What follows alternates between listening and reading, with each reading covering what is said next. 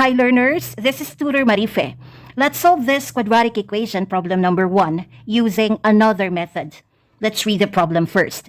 If m and n are the roots of this quadratic equation, x squared plus 2x minus 8 equals 0, and the roots of x squared plus 10x minus 16, p equals 0, are 3m and 4n, then the value of p is a negative 6, b 6, c 7, d 8.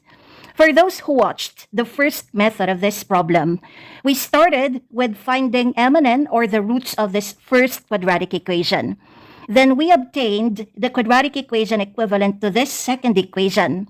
Then we formulated the equation in finding this unknown p. Lastly, we solved for p, and we got b6. This time, we're going to use Vieta'S formula in finding the unknown p. There are actually two Vieta'S formulas for a quadratic equation written in standard form.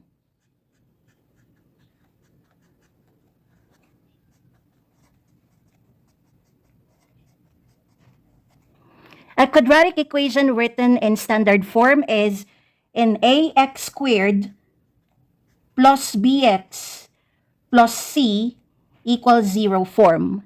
A is the leading coefficient, or the coefficient of the squared variable. B is the coefficient of the first degree variable.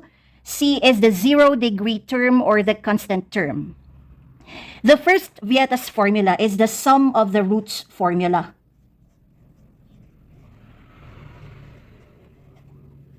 The sum of the roots of a quadratic equation in standard form is equal to negative b divided by a. The second Vieta'S formula is the product of the roots formula.